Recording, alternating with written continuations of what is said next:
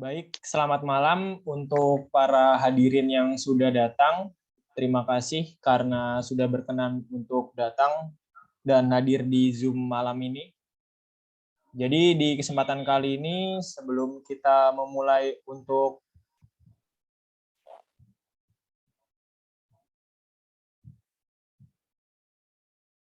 Jadi di malam ini sebelum kita memulai untuk proses pemaparan materinya, langkah baiknya kita mengucapkan doa terlebih dahulu, puji dan syukur karena sudah boleh berkumpul bersama di ruangan Zoom kali ini. Dan di sini pada kesempatan kali ini saya akan menerangkan salah satu materi sebagai bahan untuk ujian tengah semester dengan materinya yang berjudul Financial Reporting and Analysis. Perkenalkan, saya Vincentius Sadana Tristi dengan nomor NIM F03-19137. Di kesempatan kali ini saya akan memulai untuk membahas mengenai materinya. Jadi untuk yang pertama ada lingkungan pelaporan. Laporan keuangan wajib, terutama laporan keuangan, adalah produk yang paling penting dari lingkungan pelaporan keuangan. Nah, informasi dalam laporan keuangan itu dinilai relatif terhadap yang pertama, kebutuhan informasi pengguna laporan keuangan, dan yang kedua, sumber informasi alternatif seperti data ekonomi dan industri, laporan analisis, dan pengungkapan sukarela oleh manajer. Di slide berikutnya ada mengenai laporan keuangan wajib. Jadi laporan keuangan wajib adalah bagian terpenting dari proses pelaporan keuangan. Meskipun kita akrab dengan laporan keuangan, terutama laporan tahunan, ada laporan keuangan penting lainnya yang perlu diulas oleh seorang analisis. Laporan keuangan wajib terdiri dari 3 kategori laporan di bagian ini. Yang pertama ada laporan keuangan, laporan pengumuman pendapatan, dan laporan hukum lainnya. Yang pertama mengenai dari laporan keuangan wajib ini, yang pertama ada laporan keuangan. Jadi saat menganalisis informasi triwulan, kita itu perlu mengenali 2 faktor penting.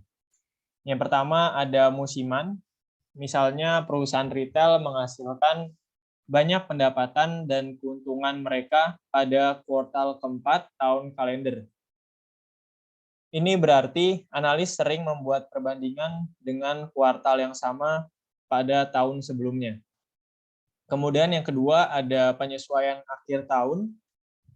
Perusahaan sering melakukan penyesuaian, misalnya penghapusan persediaan di kuartal terakhir, dan banyak dari penyesuaian ini berhubungan dengan sepanjang tahun. Hal ini membuat informasi triwulan kurang dapat diandalkan untuk tujuan analisis. Selanjutnya lagi ada pengumuman laba. Jadi pengumuman laba itu dibuat tersedia untuk pedagang di bursa saham melalui pita lebar dan sering dilaporkan dalam pers keuangan seperti jurnal Wall Street. Pengumuman laba memberikan ringkasan informasi penting tentang posisi dan kinerja perusahaan untuk periode triwulanan dan tahunan. Sementara laporan keuangan memberikan informasi terperinci yang berguna dalam analisis. Penelitian menunjukkan bahwa sebagian besar reaksi harga saham langsung terhadap informasi keuangan triwulanan atau setidaknya pendapatan itu terjadi pada hari pengumuman laba alih-alih saat laporan keuangan lengkap diliris. Dan masih mengenai materi dari laporan keuangan wajib, untuk bagian yang ketiga ada laporan hukum lainnya. Laporan hukum lainnya ini di luar laporan keuangan, perusahaan juga harus mengajukan laporan lain ke SEC. Beberapa laporan yang lebih penting adalah pernyataan proksi yang harus dikirimkan bersama dengan pemanggilan rapat pemegang saham tahunan, bentuk 8K yang harus diajukan untuk melaporkan keadaan yang tidak biasa seperti perubahan auditor, dan prospektus yang harus menyertai aplikasi untuk penawaran ekuitas. Selanjutnya lagi ada faktor-faktor yang mempengaruhi laporan keuangan wajib. Jadi komponen utama laporan keuangan dan banyak laporan wajib lainnya adalah informasi akuntansi keuangan. Sementara sebagian besar informasi akuntansi keuangan ditentukan oleh GAAP, faktor penentu lainnya adalah penyusun manajer dan mekanisme pemantauan dan penegakan yang memastikan kualitas dan integritasnya. Jadi di bagian faktor-faktor yang mempengaruhi laporan keuangan wajib ini, yang pertama akan dijelaskan mengenai prinsip akuntansi yang berlaku umum atau GAAP. Laporan keuangan disusun sesuai dengan GAAP, yang merupakan aturan dan pedoman akuntansi keuangan. Aturan-aturan ini menentukan kebijakan pengukuran dan pengakuan seperti bagaimana aset diukur, kapan kewajiban terjadi, kapan pendapatan dan keuntungan diakui, dan ketika beban yang kerugian terjadi. Mereka juga mendikte informasi apa yang harus diberikan dalam catatan. Pengetahuan tentang prinsip-prinsip akuntansi ini sangat penting untuk analisis laporan keuangan yang efektif. Selanjutnya lagi, dari bagian prinsip akuntansi yang berlaku umum terdapat poin lagi. Yang pertama adalah ditentukan oleh GAAP.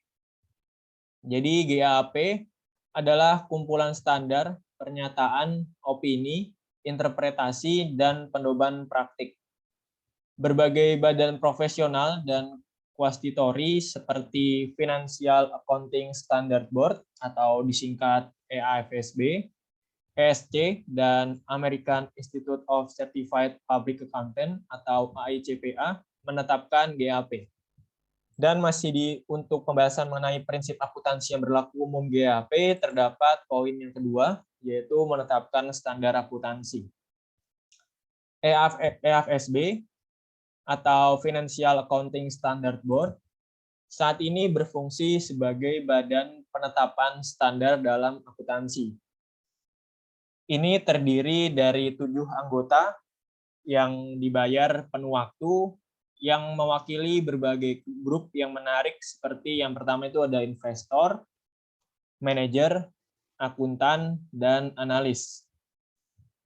Sebelum mengeluarkan standar, EAFSB mengeluarkan dalam banyak kasus sebuah memorandum diskusi yang dapat menyaringkan atau mendapatkan dari komentar publik. Penetapan standar oleh FASB adalah proses politik dengan meningkatnya partisipasi pengguna laporan keuangan. Dari sudut pandang analis, proses politik ini seringkali menghasilkan standar yang merupakan solusi kompromi yang tidak memerlukan informasi yang paling relevan. Selanjutnya lagi, masih di pembahasan mengenai prinsip akuntansi yang berlaku umum. Di sini terdapat poin yang keempat mengenai standar pelaporan keuangan internasional. Jadi standar pelaporan keuangan internasional atau IFRS itu dirumuskan oleh Dewan Standar Akuntansi Internasional atau yang dalam bahasa Inggrisnya kita bisa menyebut dengan IASB. IASB ini merupakan badan yang mewakili akuntan dan pihak berkepentingan lainnya dari berbagai negara. Sementara IFRS ini saat ini tidak berlaku di Amerika Serikat. Misalnya, perusahaan asing yang terdaftar di Bursa Amerika Serikat perlu merekonsiliasi nomor berbasis IFRS dengan US GAAP. ada tekanan yang meningkat pada SEC untuk menerima standar ini dalam satu atau lain bentuk. Kita perlu mewaspadai pengaruh IFRS yang berkembang di luar Amerika Serikat. Yang kedua, mengenai dari faktor-faktor yang mempengaruhi laporan keuangan wajib, terdapat poin untuk manajer. Tanggung jawab utama untuk pelaporan keuangan yang adil dan akurat itu terletak pada manajer. Jadi dari pernyataan ini kita mengetahui tanggung jawab utama manajer sangat besar dalam hal pelaporan keuangan yang adil dan akurat. Selanjutnya juga, manajer itu memiliki kendali penuh atas integritas sistem akuntansi dan catatan keuangan yang membentuk laporan keuangan. Jadi selain peran manajer yang memiliki tanggung jawab untuk membuat pelaporan keuangan yang adil dan akurat, dari kalimat ini kita juga tahu bahwa manajer itu mempunyai kendali penuh atas integritas sistem dalam penyusunan laporan keuangan. Selanjutnya lagi, manajer juga dapat secara tidak langsung mempengaruhi laporan keuangan melalui pengaruh kolektif mereka pada proses penetapan standar. Karena manajer juga memiliki pengaruh yang cukup kuat di perusahaan, jadi dalam hal ini mereka juga punya pengaruh kolektif pada proses penetapan standar. Manajer adalah kekuatan yang kuat dalam menentukan standar akuntansi di perusahaan di mana ia bekerja. Manajer juga memberikan kekuatan penyimbang untuk tuntutan pengguna dalam pengaturan standar. Sementara pengguna fokus pada manfaat atau standar pengungkapan baru, manajer biasanya berfokus pada biayanya. Biasanya, manajer menentang standar yang pertama, menurunkan laba yang dilaporkan, yang kedua, meningkatkan volatilitas pendapatan, dan yang ketiga, mengungkapkan informasi persaingan tentang segmen produk atau rencana. Untuk poin yang pertama, yaitu menurunkan laba yang dilaporkan. Jadi, seperti yang kita tahu, pasti setiap perusahaan itu ingin agar perusahaannya itu mempunyai laba yang tinggi. Maka pasti manajer juga berfokus untuk bisa menaikkan laporan laba. Jadi semakin tinggi laba, nanti juga banyak investasi yang masuk, atau juga kemudahan ketika perusahaan ingin mengajukan pinjaman kepada kreditur. Dan yang ketiga, untuk poin yang ketiga, mengungkapkan informasi persaingan tentang segmen, produk atau rencana, karena manajer tahu bahwa informasi ini bersifat internal dan sebaiknya tidak diungkap ke umum karena dapat menjadi bahan pertimbangan bagi perusahaan pesaing yang mungkin sedang mengawasi perusahaan tersebut. Untuk poin yang ketiga, masih di faktor-faktor yang mempengaruhi laporan keuangan wajib, ada mekanisme pemantauan dan penegakan. Jadi, mekanisme pemantauan dan penegakan itu memastikan keandalan dan integritas laporan keuangan. Beberapa di antaranya seperti SEC ditetapkan oleh Fiat, mekanisme lainnya seperti audit berkembang seiring waktu. Pentingnya mekanisme ini untuk kredibilitas dan kelangsungan pelaporan keuangan tidak dapat terlalu ditekankan.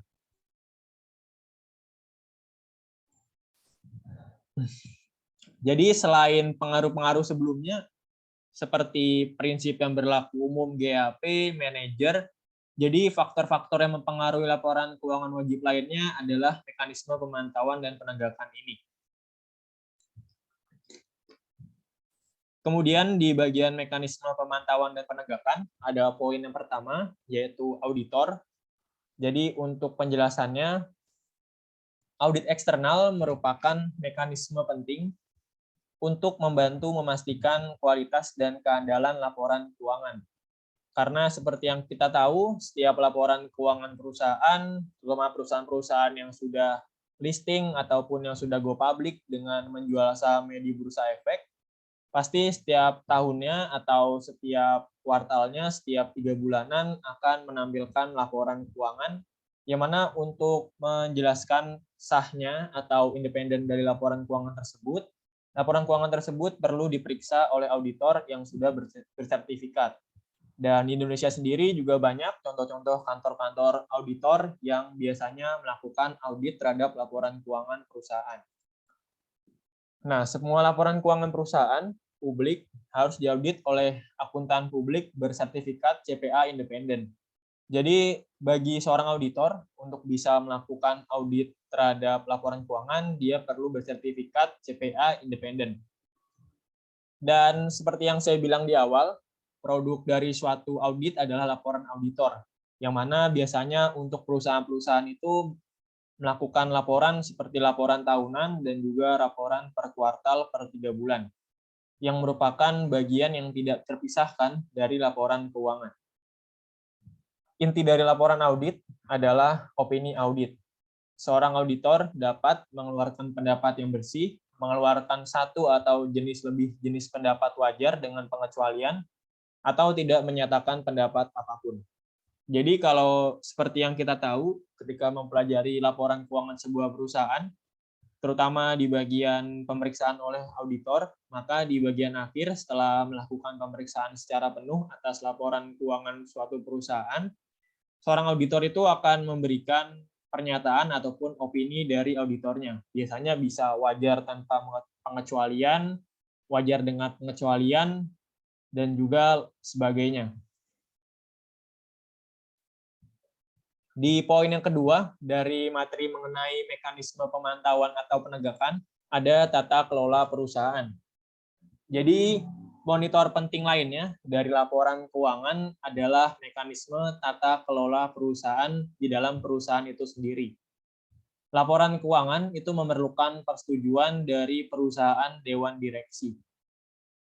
Banyak perusahaan menunjuk seorang komite audit, komite dewan untuk mengawasi proses pelaporan keuangan.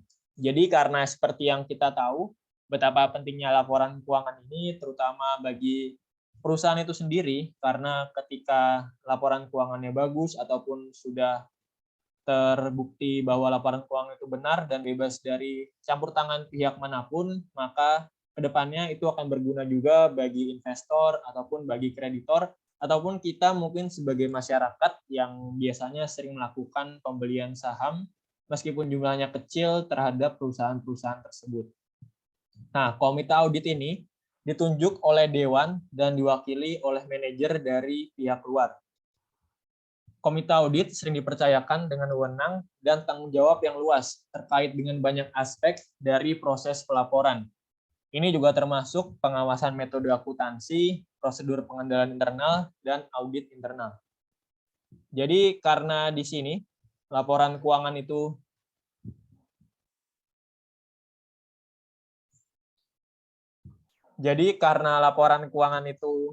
memerlukan sebuah hasil yang benar-benar jernih ataupun tidak berfokus atau netral, tidak berfokus pada pihak manapun. Jadi di sini juga diikutkan suatu tambahan dari pihak luar agar dihasilkan laporan keuangan yang sifatnya netral dan tidak memberatkan salah satu pihak, baik eksternal maupun internal.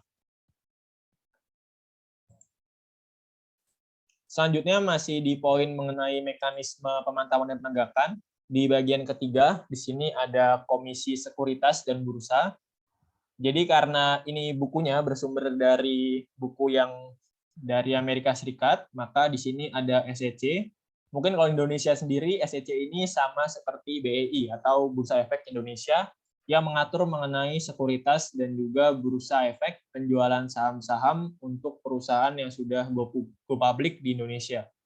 Nah, SEC ini memainkan peran aktif dalam memantau dan menegakkan standar akuntansi. Semua perusahaan publik harus mengajukan laporan keuangan yang telah diaudit 10K dan 10Q kepada SEC.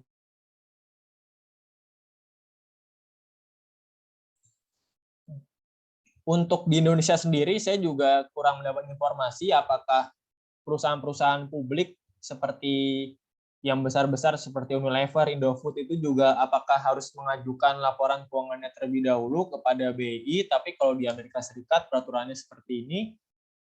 Dan staf SEC ini memeriksa laporan-laporan ini untuk memastikan kepatuhan terhadap persyaratan undang-undang yang berlaku di negaranya. Jadi kalau dalam konteks ini, SEC itu memeriksa laporan-laporan keuangan dari perusahaan-perusahaan besar atau perusahaan-perusahaan yang sudah go public di Amerika dalam hal memastikan kepatuhan terhadap persyaratan undang-undang yang berlaku di Amerika.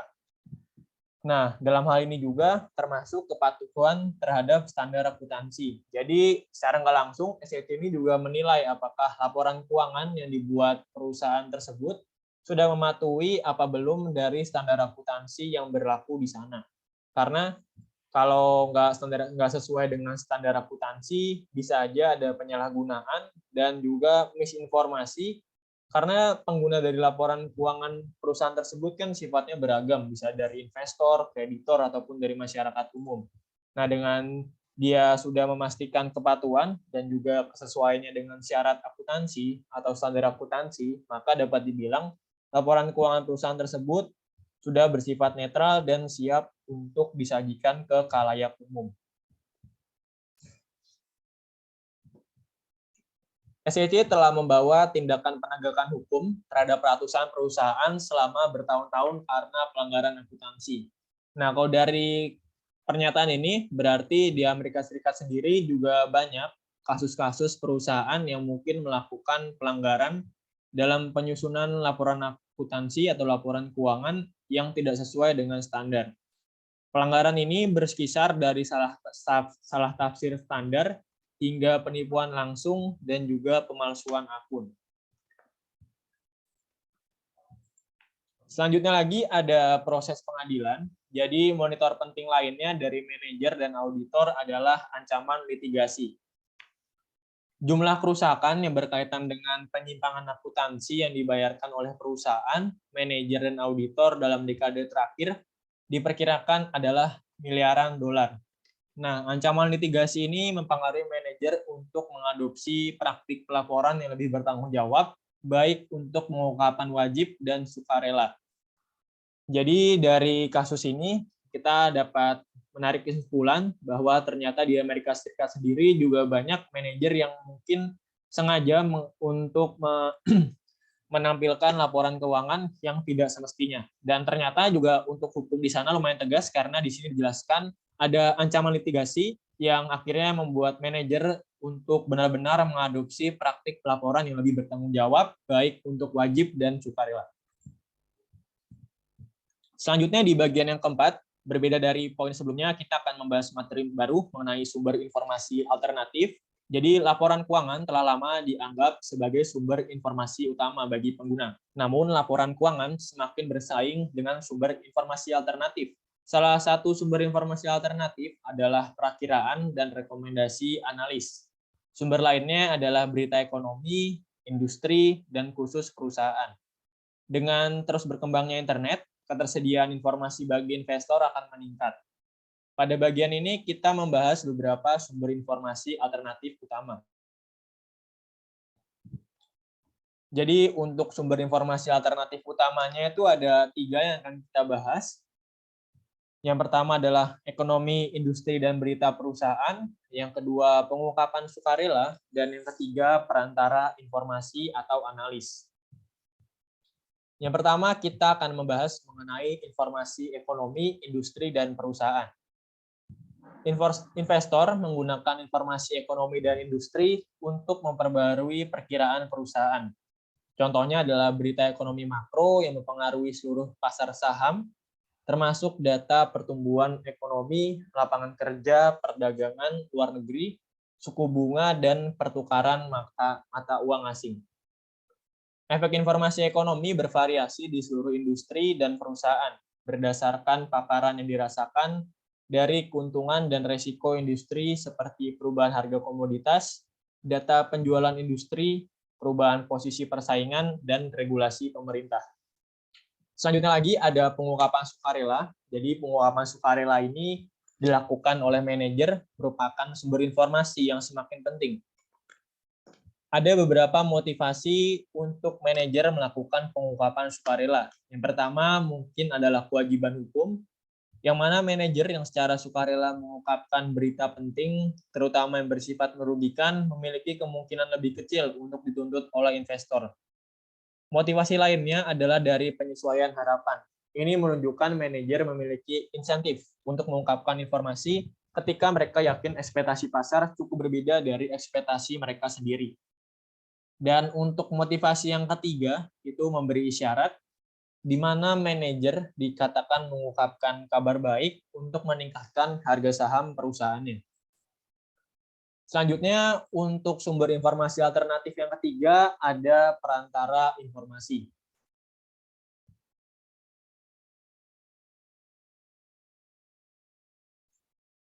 Jadi perantara informasi ini sering kita sebut juga analis, yang mana analis ini memainkan peran penting dan juga unik dalam pelaporan keuangan. Di mana di satu sisi mereka itu mewakili kelompok pengguna yang canggih dan aktif, namun di sisi lain mereka merupakan satu-satunya sumber informasi alternatif yang paling penting. Dengan demikian, pembuat standar biasanya menanggapi tuntutan analis serta ancaman yang mereka ajukan sebagai sumber informasi yang bersaing. Perantara informasi ini mewakili industri yang terlibat dalam mengumpulkan, memproses, menafsirkan, dan menyebarkan informasi tentang prospek keuangan. Perusahaan industri ini mencakup analis keamanan, buletin investasi, penasihat investasi, dan juga penilai utang. Selanjutnya masih di materi mengenai perantara informasi. Jadi perantara informasi ini menciptakan nilai dengan memproses dan mensintesis informasi mentah dan beragam tentang perusahaan dan mengeluarkannya dalam bentuk yang berguna untuk keputusan bisnis. Mereka dipandang melakukan satu atau lebih dari setidaknya 4 fungsi. Yang pertama ada pengumpulan informasi. Ini melibatkan penelitian dan pengumpulan informasi tentang perusahaan yang tidak tersedia. Jadi biasanya para analis ini yang merupakan orang luar dari perusahaan, dia seringkali melakukan penelitian dan juga pengumpulan informasi. Dan juga biasanya yang kedua itu adalah interpretasi informasi, yang ketiga analisis prospektif, dan yang keempat adalah rekomendasi. Sekian presentasi dari saya, dari para hadirin. Apakah akan ada pertanyaan? Silahkan disampaikan.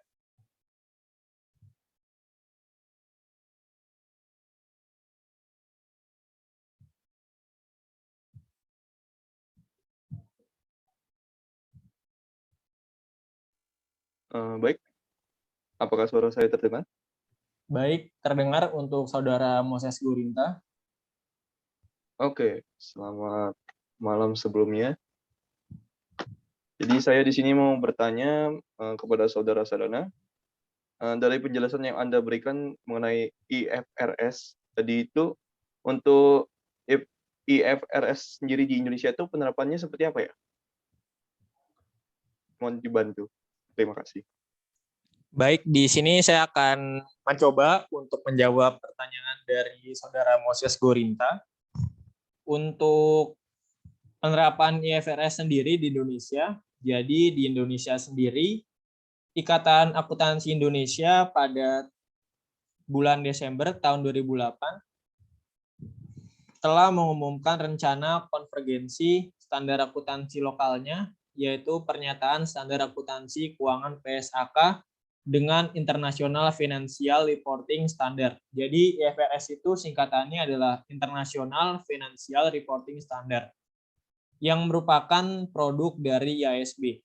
Nah, rencana pengkonvergasian ini direncanakan akan direalisasikan pada tahun 2012 lalu. Nah, untuk standar akuntansi di Indonesia sendiri saat ini belum menggunakan secara penuh dari standar akuntansi IFRS itu sendiri.